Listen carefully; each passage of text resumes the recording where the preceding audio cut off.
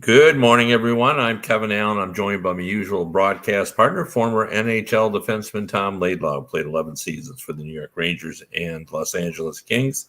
This is the Laidlaw and Allen Report. Come to you twice a week to talk all things hockey, sometimes a little cooking, sometimes a little life, sometimes a little true grit lifestyle. There you go. Tom, we're post 4th of July. Usually we have the draft done by now, but not so this year. Everything's a little later. So now we're not going to start free agency till the 13th of July. Usually that's a July 1 thing. Usually by the 4th of July, we've got 60% of our free agents with new teams. Now we don't know where we stand on a lot of players. There's still some players that haven't signed. There's a lot going on, but this Thursday, it'll all start. I think we'll see some player trades at the draft in Montreal. It's the first time that they've met together at the draft in 2 years. That's right. 3 years. 3 years. Right. Wow. 3 years. And it's funny. I was part of a group interview with Steve Yzerman yesterday, and he said he actually would prefer if they did it remotely. Oh, he said when you're there on the floor, it's too much distractions. There's not enough room. Right. He just wished he was, like it was where, he's in his room with his staff and they can talk and they just press the button and send their pick in and call it good, which kind of surprised me. I thought the guys would like the hustle bustle of it all. Yeah, because you figure the majority of the scouts, all the scouts travel all year long, right? They're always on the road. So they're not making that true. Although I think it's kind of fun for them. They all get together because usually when they're traveling, they're by themselves. Or maybe they meet up with other scouts from other teams. I've never seen a scout by himself. They're all with other scouts.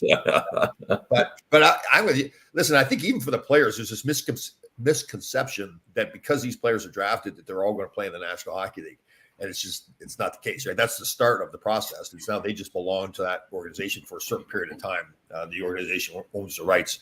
I've talked many times about my draft. I didn't go to the draft. The first draft I was ever at was when I became an agent my first year after I've been done playing.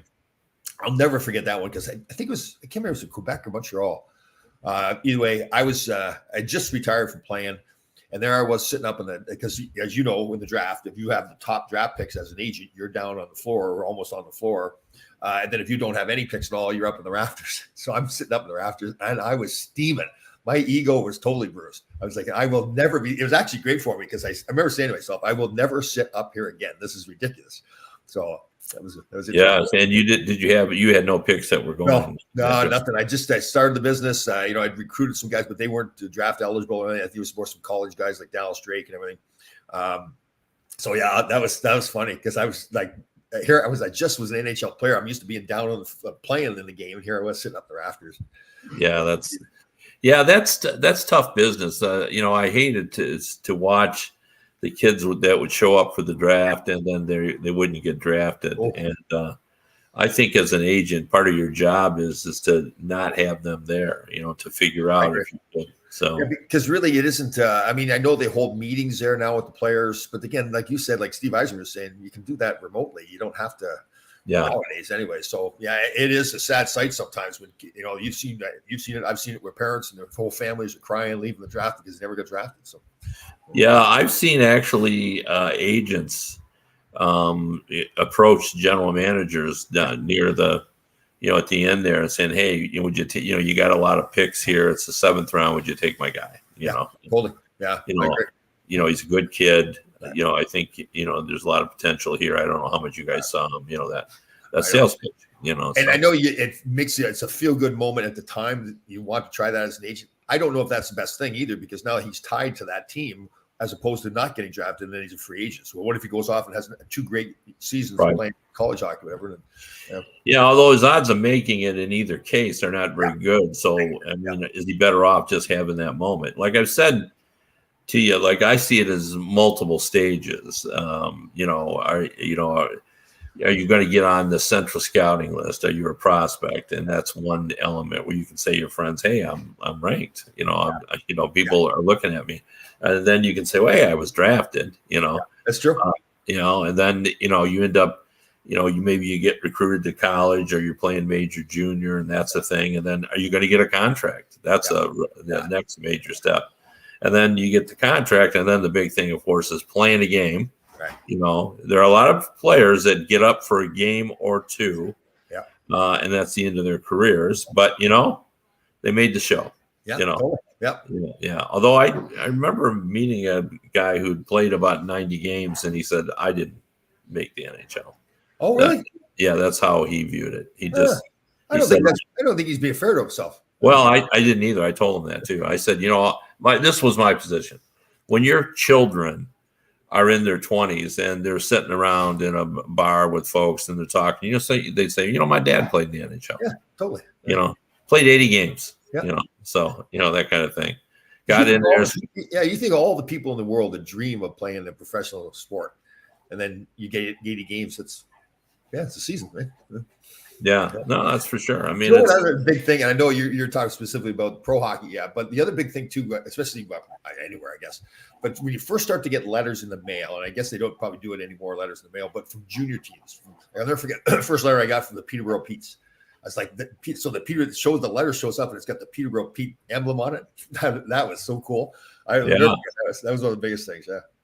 Well, I imagine it's the same thing for American kids getting recruiting letters from, colleges. If something shows up from Princeton or Cornell or how these Ivy League schools.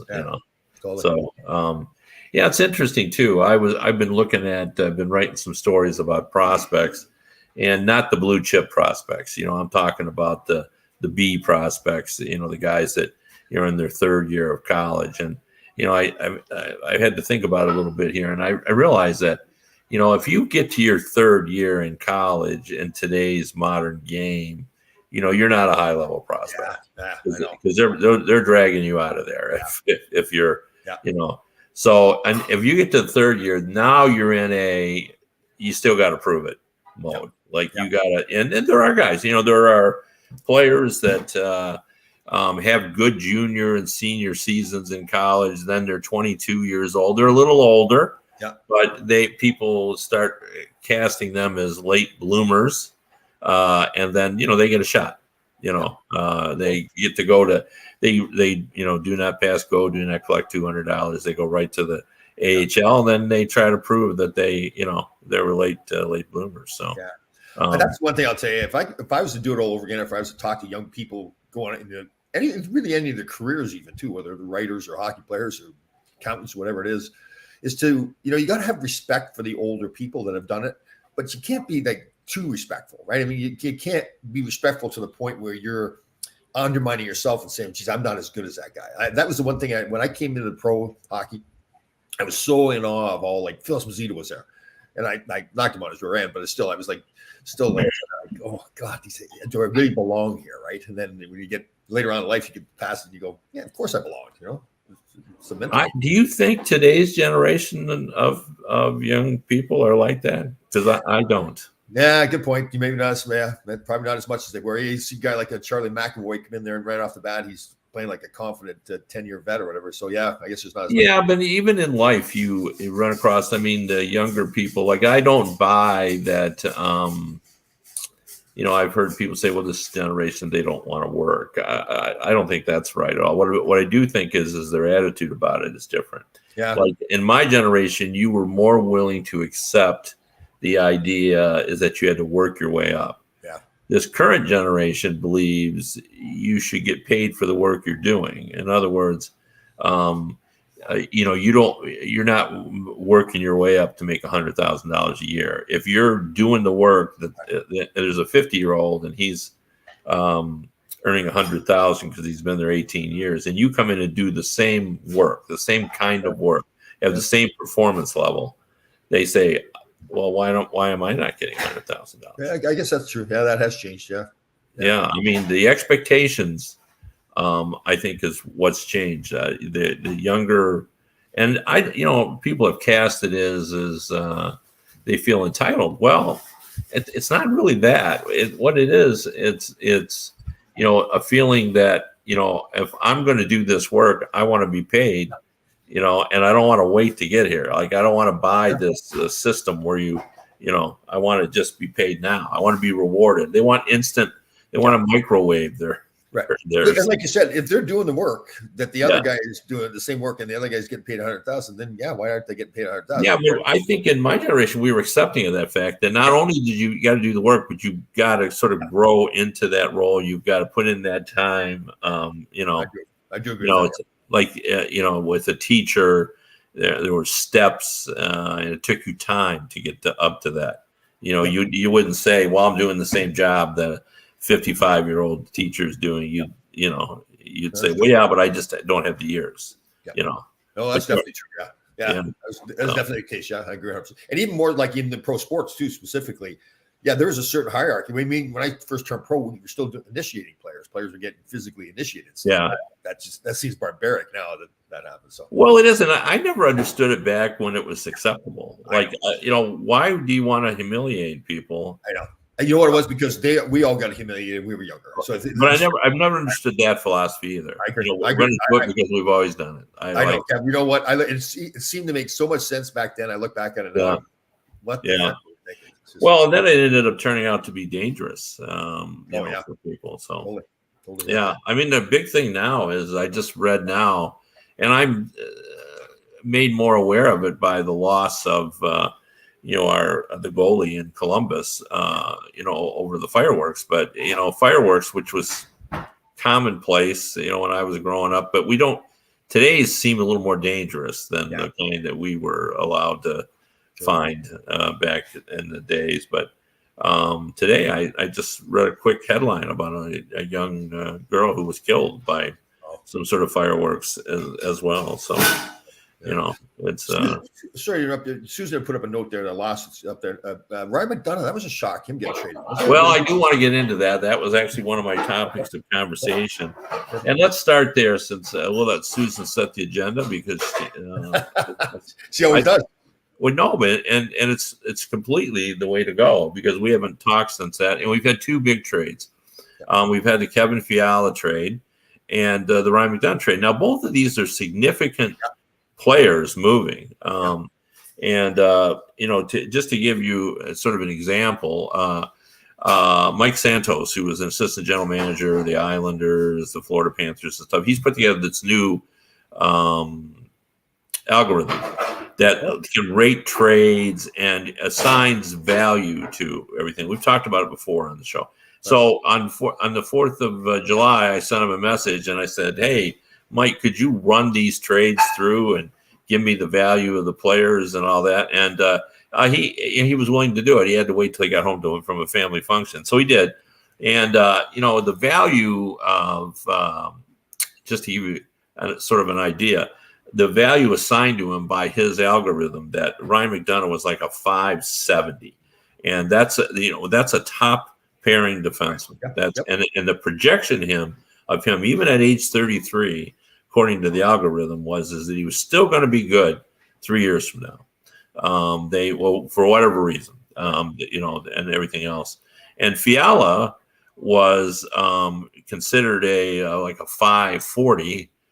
Somewhere in there, but he was a second liner on his way to becoming a first liner. Now he had a lot of points this year, but I think I'm just guessing because who knows what an algorithm is actually pulling in. But my guess is saying, look, he's just going to get better and better, as time goes on. But to see two players of that level, get dealt, and both of them, even though they were different kinds of trades, both of them were done because the team that had those players could no longer afford them. Right.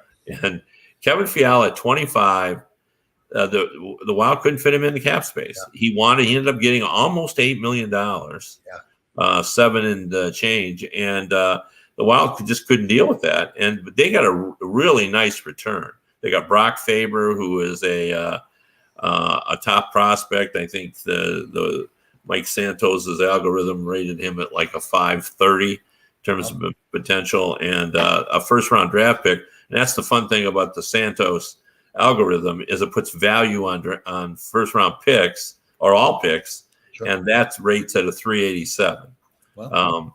So where they were picking and so forth. So basically Minnesota got back 800 points for a player that was like 530. So they did well in that trade. Meanwhile, Tampa Bay got nothing, or not anything to speak of. In return. And the reason is they were desperate to move that cap space out, and McDonough had 4 years left at over $6 million.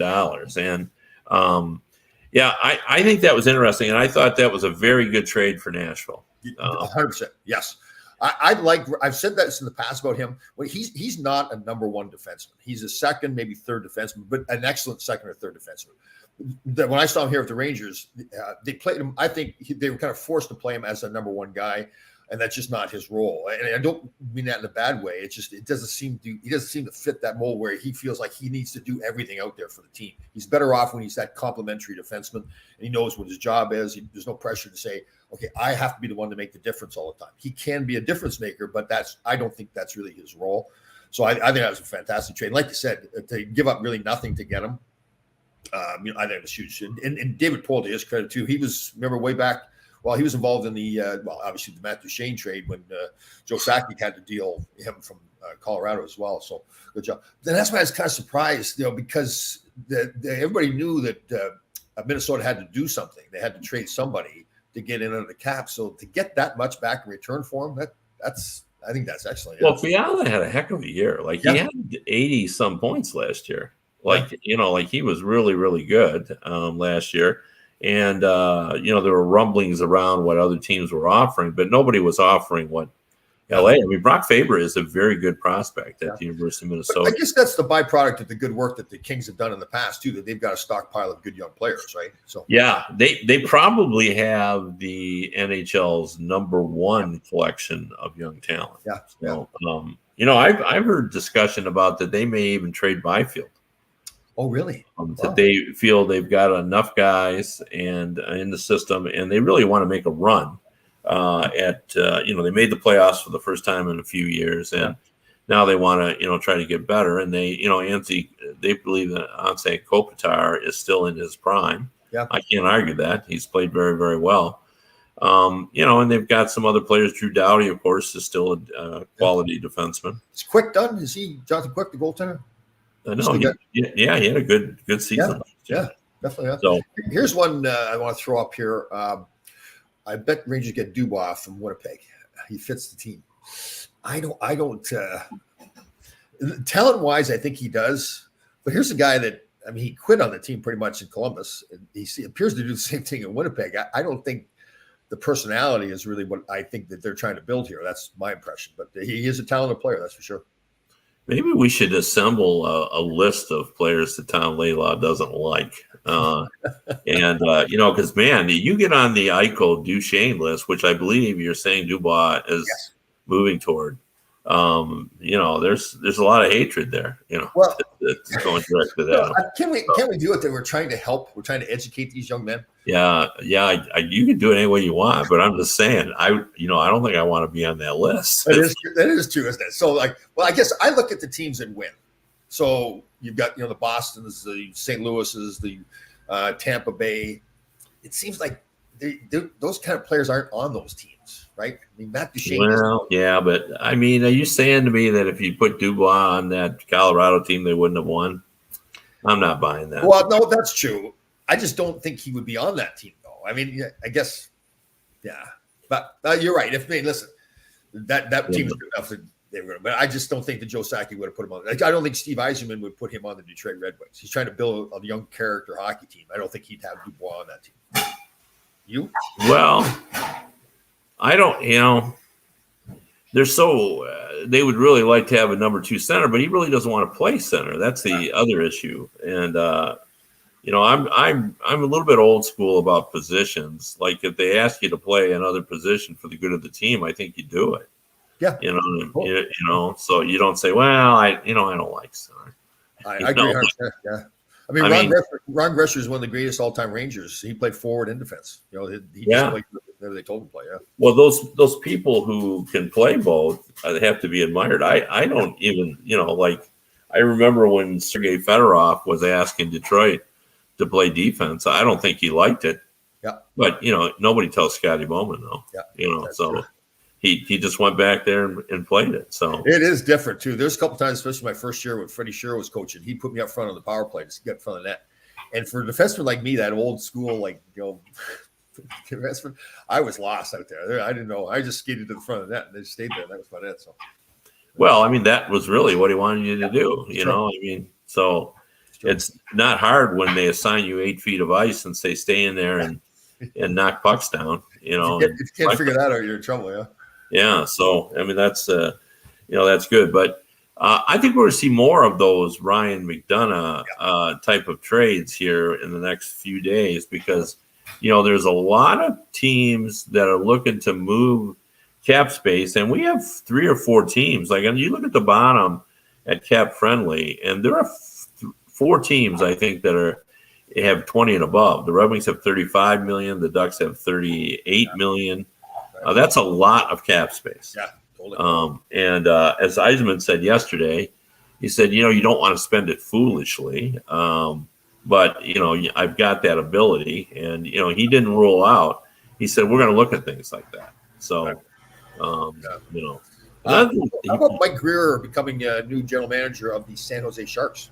Yeah, that's on my list too. I was going to try to save that for our last thing, but let's talk about it now. So, yeah, no, I think that's a great thing for the league. It just shows how far we've come. The first African American player to rise to become general manager, and of course, he has a family background in management because his brother and his father. Both are NFL or have been. I'm not sure if they still are. The brother currently is. I think with Miami. Currently is for sure, and the dad I think was at some point.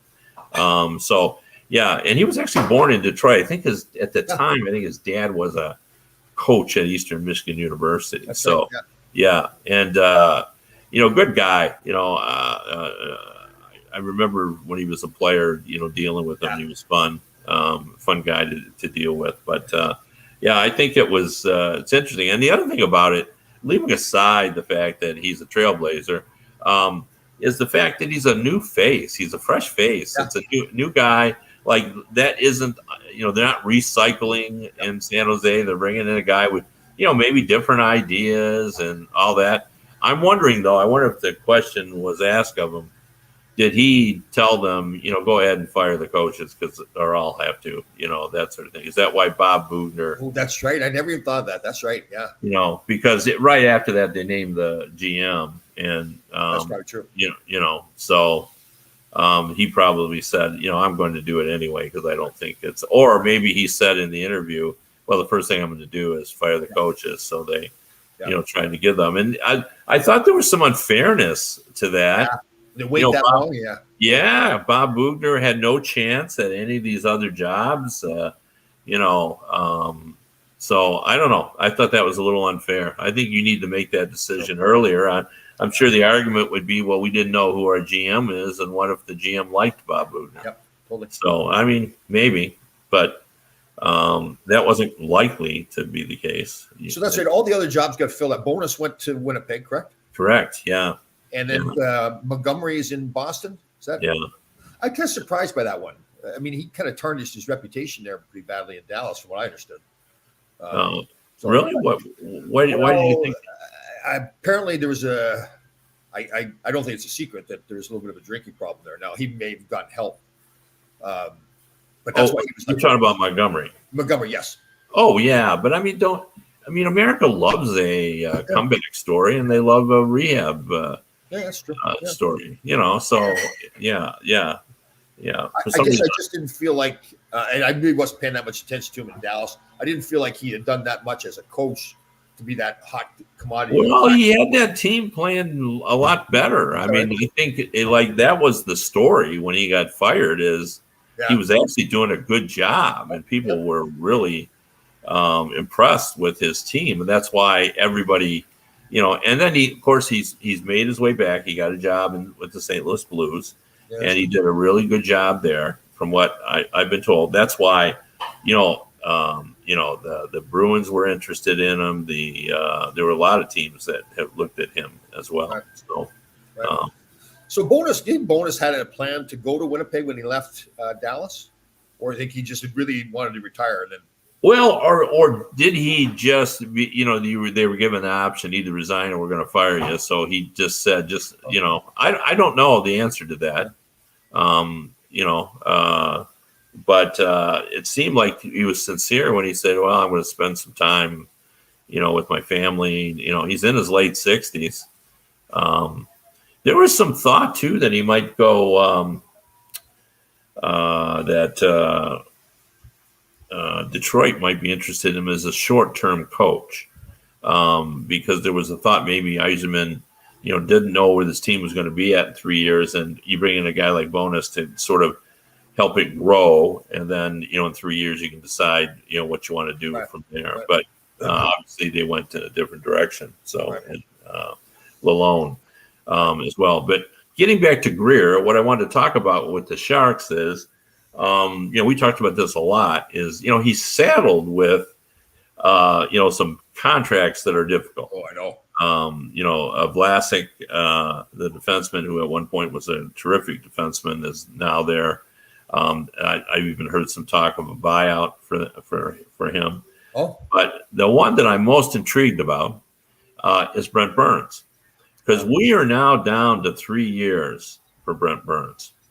Now. I think he's still an interesting player. Right.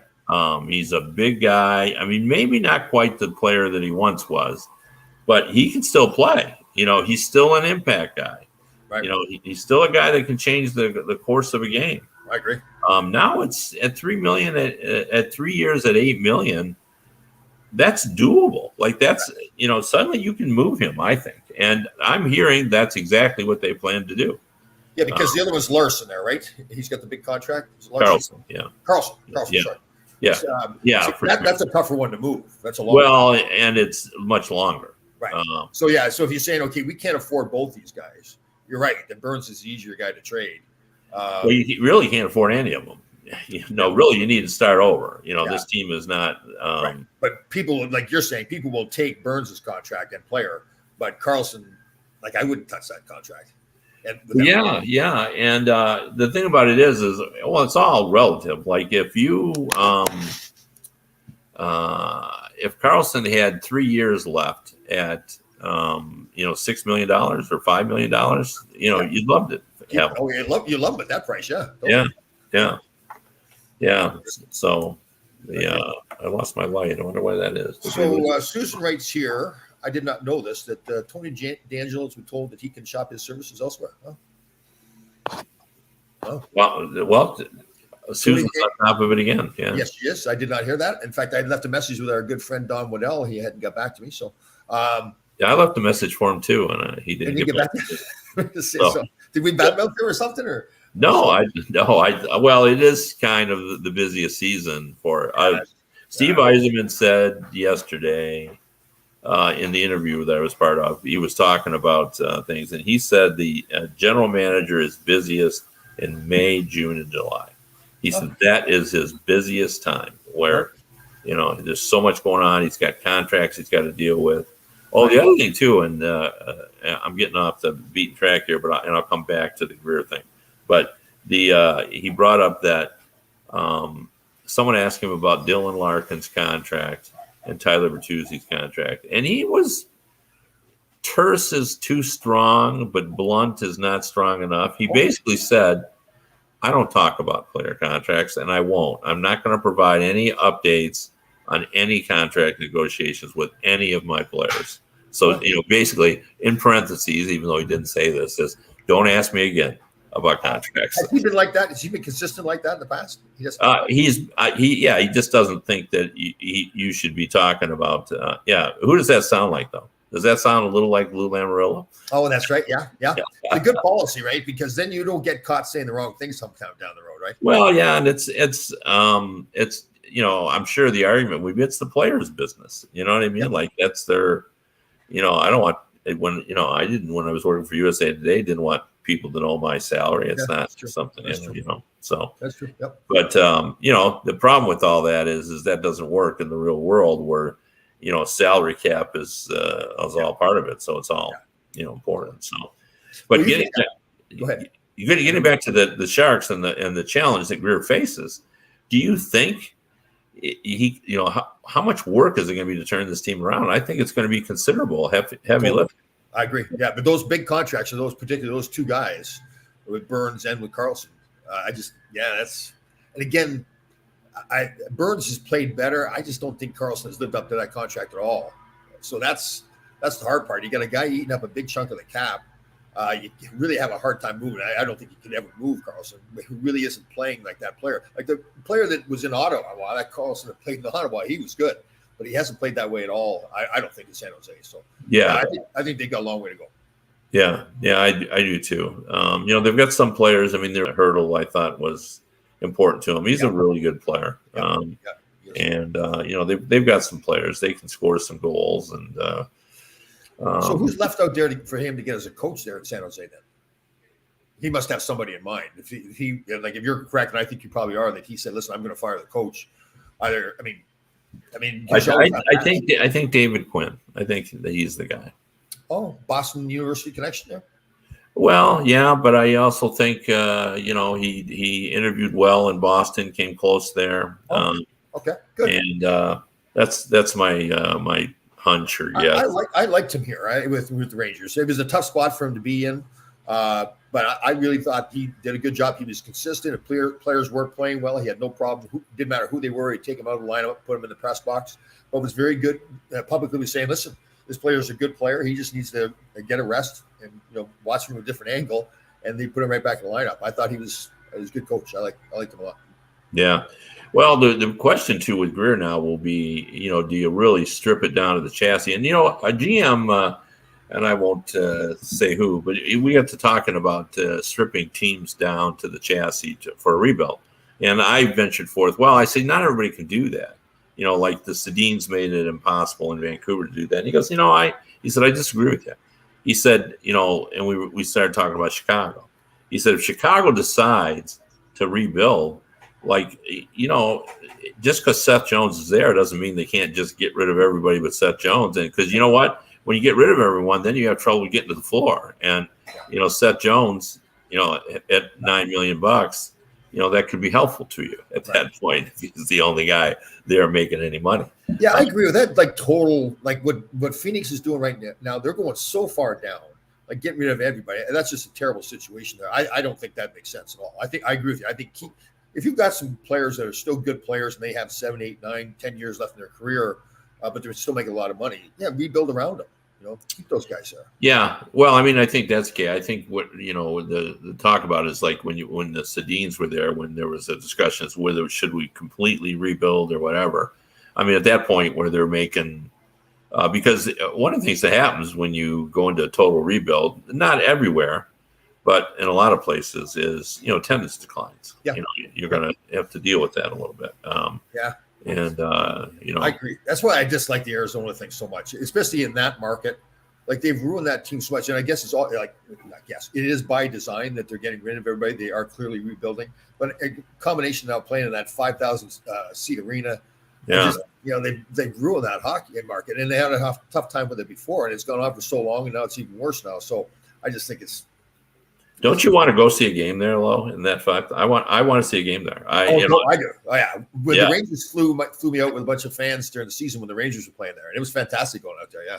Yeah. Well, I want to when they're playing in 5,000. I'm make it to go there. I mean, I have seen plenty of games in Arizona, and by the way, that arena is very nice that they had the one in Glendale. But that's beautiful. And the location, now the location was in a tough spot, but it's funny, right? Because there are people say, "Oh, geez, I got to drive 45 minutes to get there." But New York Ranger fans, for example, everybody, unless you're living right in the city, but it takes everybody at least 45 minutes. Anywhere you live. Yeah. I live 40 miles from Little Caesars Arena. And no matter where you live, it's a hike to get to the arena. It's never convenient. There are no arenas built in suburban neighborhoods, where there's always heavy traffic and you're waiting in line to get parking, and that's part of the whole experience. It was better when I was a kid and you could just pay 35 cents and get a bus and go down Michigan Avenue and be there, but you didn't have all that. But I'm wondering, should we put the Arizona Coyotes? You seem to be angry at them as well. Can we put them on the list with the players? Right. We should just trade Eichel, Duchesne, who else? Dubois.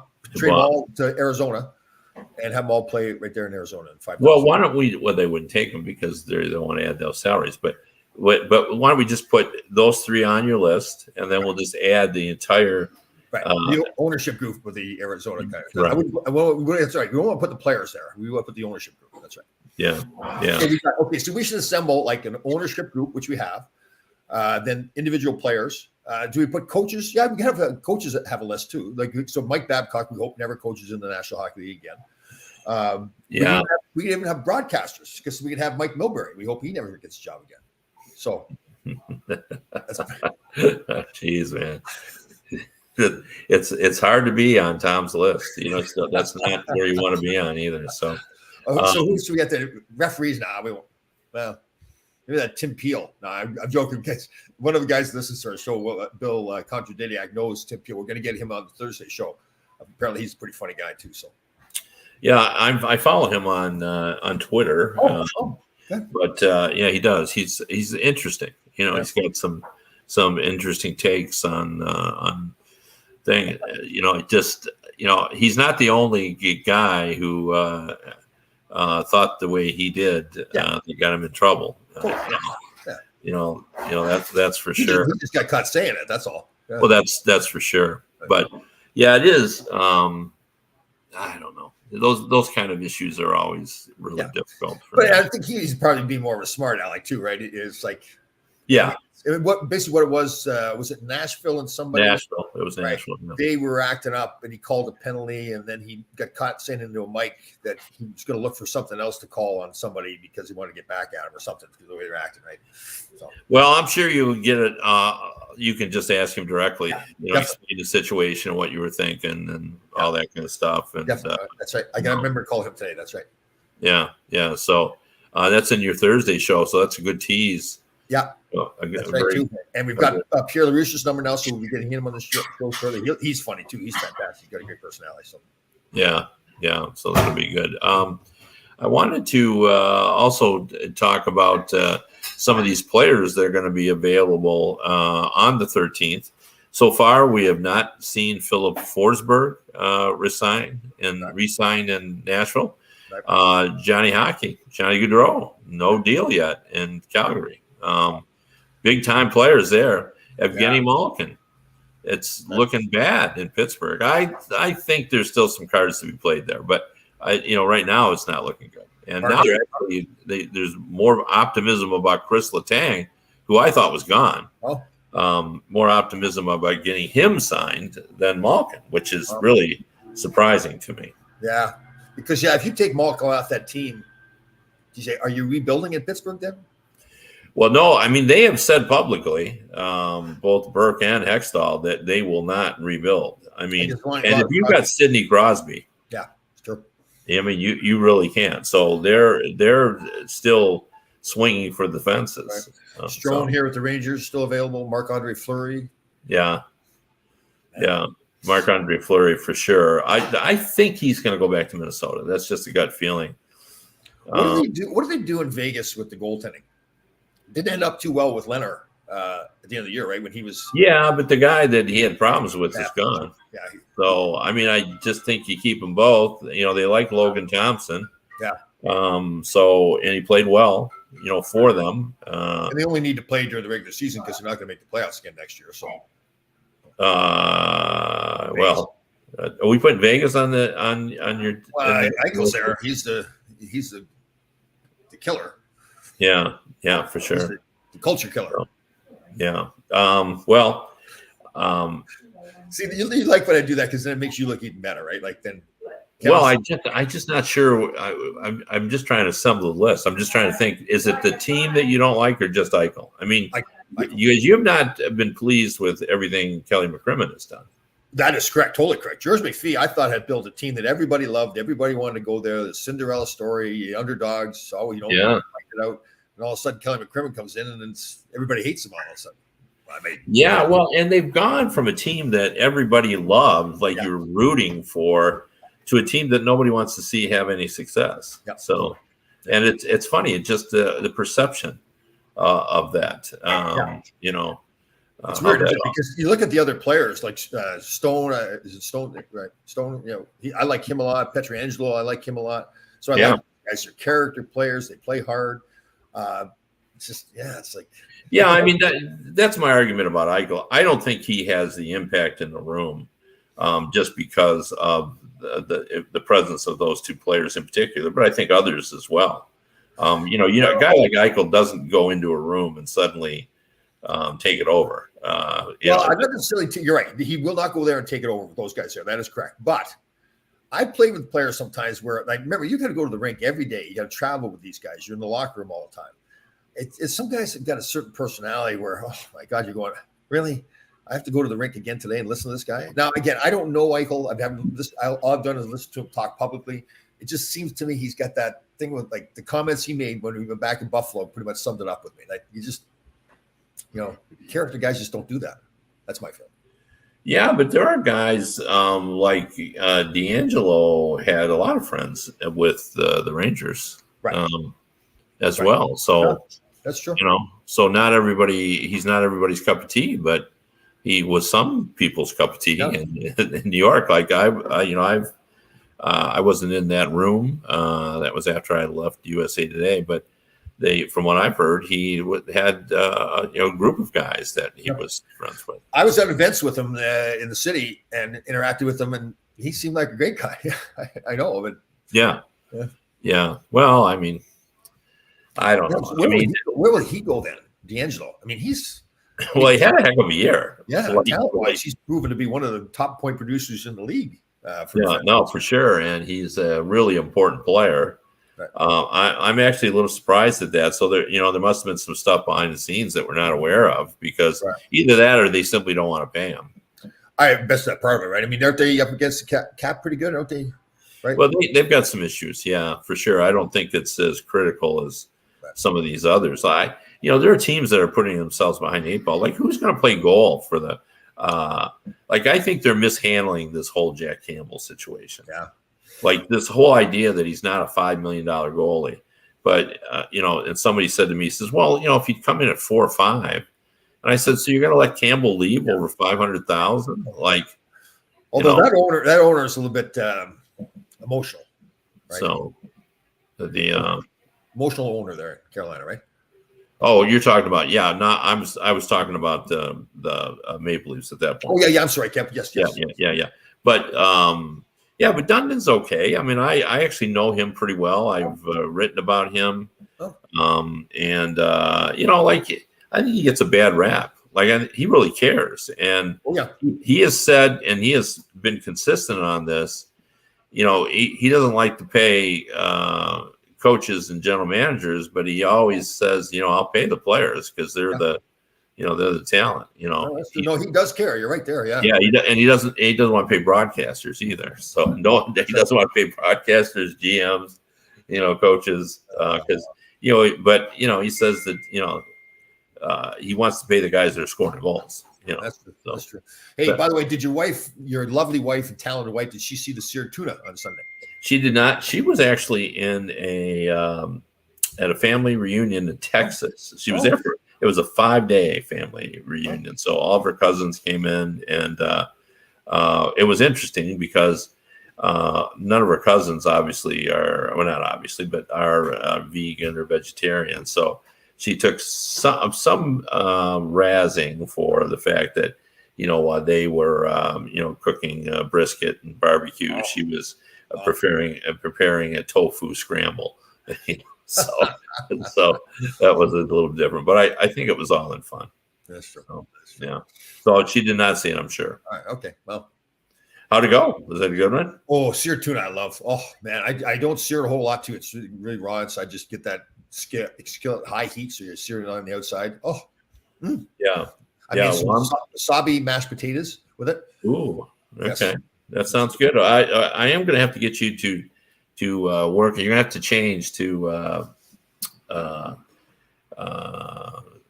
not use farm raised salmon. I just read a story about those because I'm a big salmon person, and basically all the nutrients are gone from farm raised salmon, and the conditions that those salmon are raised in. If you saw them, you would, So wild caught salmon is the way to go. The only problem is when I get the wild stuff at Costco, they get the skin on. I don't like this much with the skin on. But. Well, I mean, you got to pull the skin off for sure. Yeah, but it seems like a whole different. The farm raised, that I always find that I used to like the farm raised. It tastes better. Yeah, totally. Because they got the chemicals in it. They make the pink color in it and stuff on that. And I love my salmon too. Okay, we'll have to. I do too.